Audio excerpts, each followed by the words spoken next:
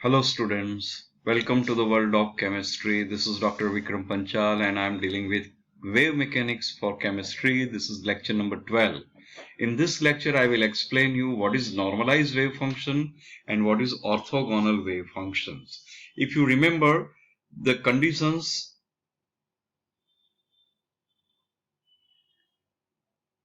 for accepting solutions of psi,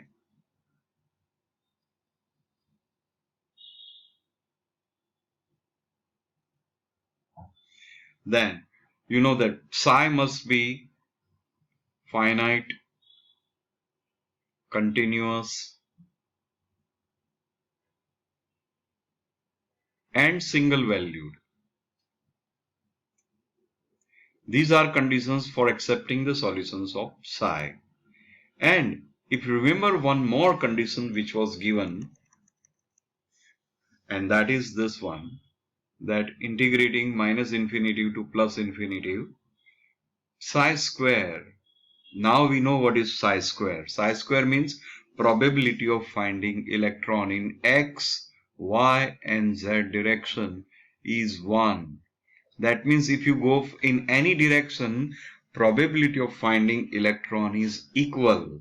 And if dx, dy, dz indicate the total volume of atom, then for this we can write dv also.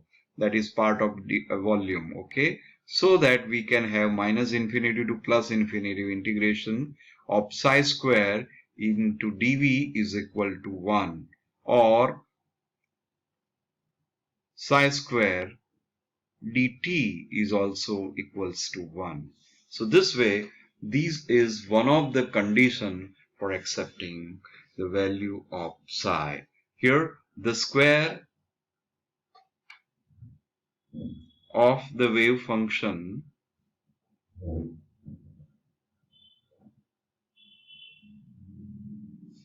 that is psi square is said to be proportional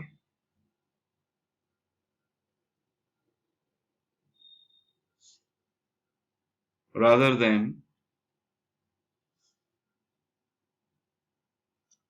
equal to the probability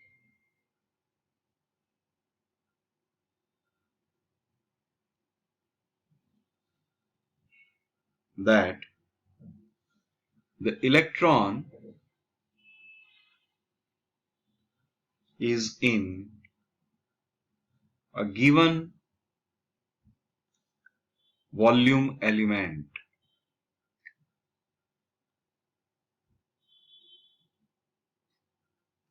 That is dx, dy, dz is equal to dv. Okay.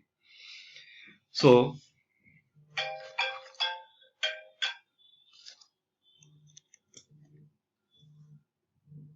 in this case, we have accepted that psi is a solution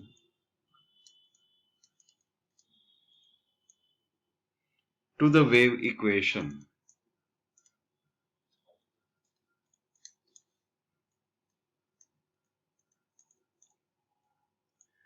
Obviously, if psi is a solution to the wave equation, then a psi, where a is a constant, is also a solution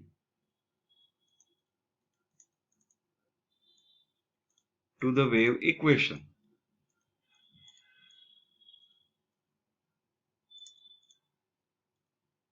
Okay, so this should be the condition.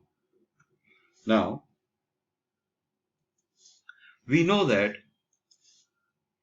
psi square, or we write this way, psi square is equal to basically psi into psi star.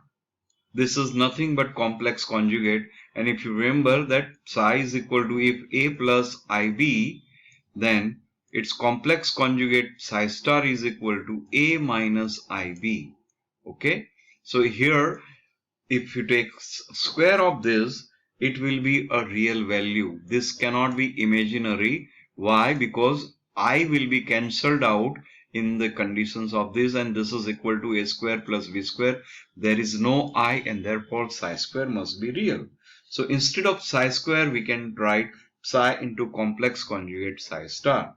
So integration of psi square or psi into psi star dx dy dz also equals to 1. Okay, the therefore we can write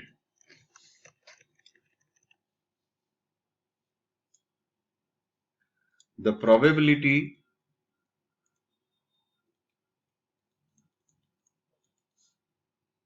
of finding a particle or electron at a particular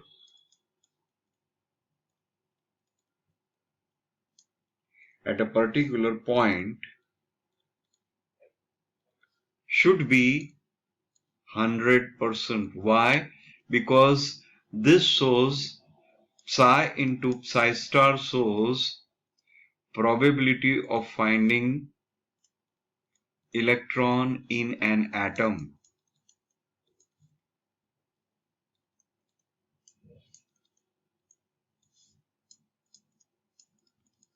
Of course, electron is a part of an atom, and therefore electron must be within atom, and therefore this shows 100% possibility or probability. So if a wave function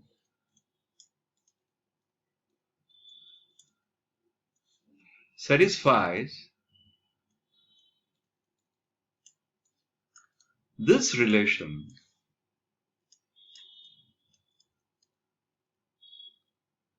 then it is said to be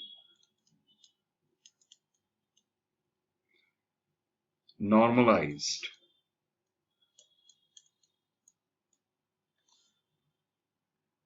That means well behaved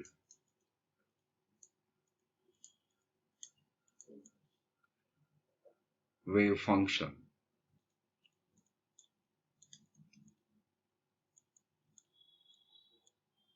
Okay, and if the electron is in the volume element,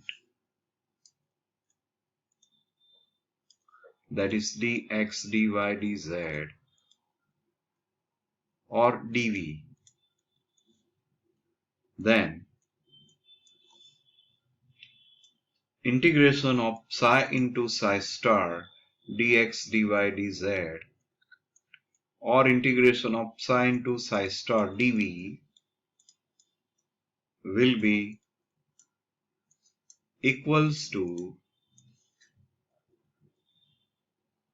the probability, and the value is 1. That means probability is always equal in all direction. Okay, so this is the condition for normalization of the wave function or normalized wave function. Okay, now if very often we found that psi is not a normalized function, that means probability cannot be 100%. Then what to do?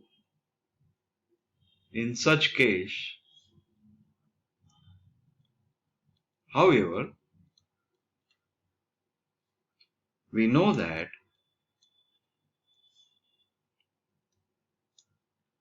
it is possible to multiply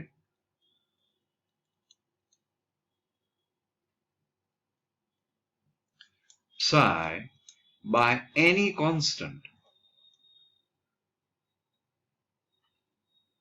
and still it will remain a wave function to give a new wave function which will be also a wave function of electron only, and that is A psi. Okay, then the problem is to choose the proper value of A to make the new wave function a normalized wave function. Now we have to select the value of A in such a way that even if psi is not a normalized function,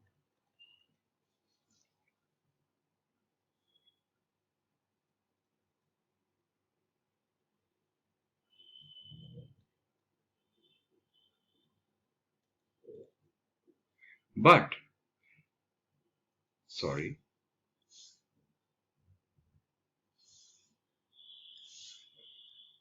but A psi becomes normalized wave function. So this is the condition that this new wave function become normalized wave function because of constant A.